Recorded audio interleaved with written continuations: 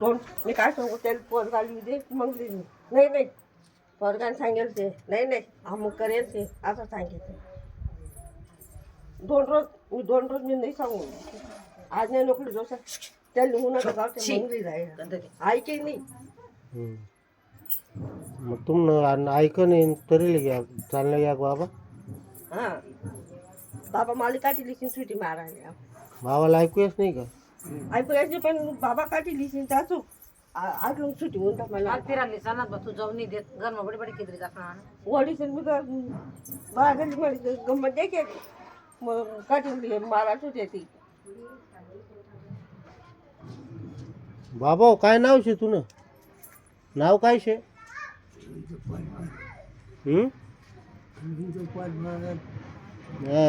अंगठा तुम्हीच करेल आहे का? आई तू आई द्यायचं का म्हणे अंगठा देल शे का? आई द्यायचं का म्हणे आगे हो आगे ती ठेवत होता ना जनवार बघायचा ना हा आम्हाला राहणार आम्हाला राहणार पाहू काही पैसा देतात का? पैसा देतात का असा हात करा कितला देईन खावाले देईन का तेवढं म्हणे खावाले देईन म्हणे पैसा नाही देणार का? नाही म्हणताय मी देऊ का म्हणा त्या काय म्हणाय ना खावाले पैसा देतात का म्हणे खिसा मग पैसा देतात का म्हणे खिसा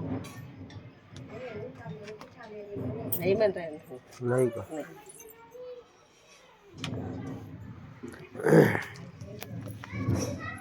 नाही खरेदी मारलेले का मग? हा एक कितलं वावर मारेल खरेदी? ते 1 हेक्टर 57 असं आहे का?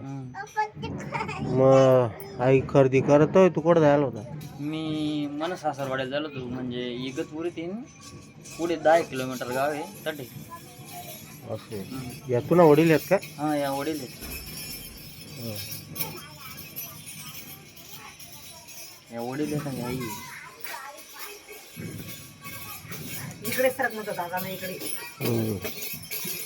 तुम्ही मोठा भाऊ आहेत का? हा, मोठा भाऊ काय नाव तुमनं? समाधान पाटील तुम्ही कुठे होतात तो? सासरवाडीलाच राहतो.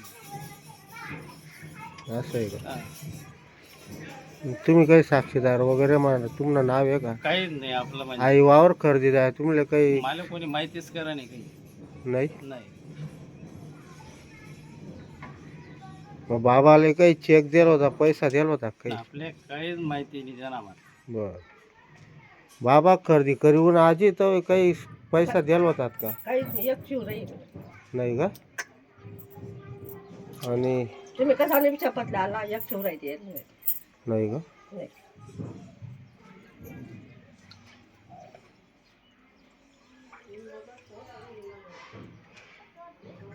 तुम्हाला माहित होता का याविषयी काय खरेदी आहे का नंतर माहित पडणार?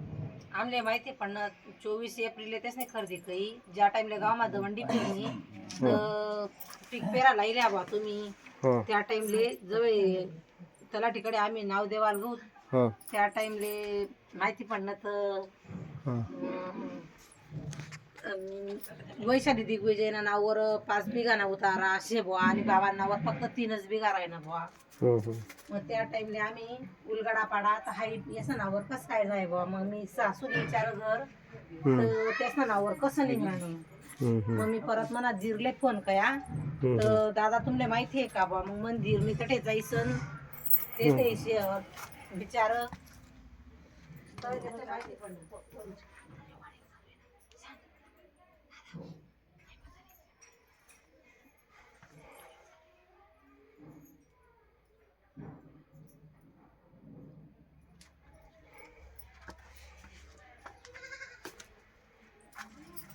ते सांगा आम्ही एवढा पैसा लिहिला असतात दादा तर मग आम्ही पण घरेदारे सुधरावा असतात ना.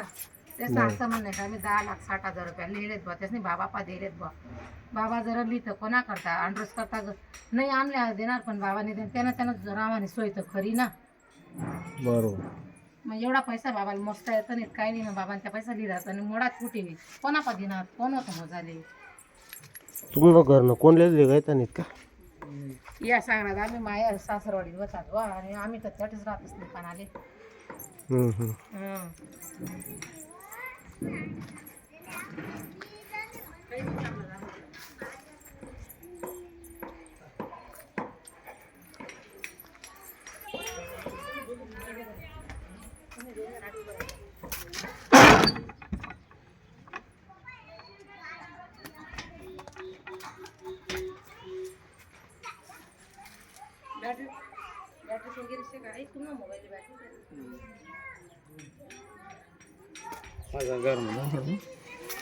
नाही घर तर काय आई असं जागावर आहे काही ग्रामपंचायत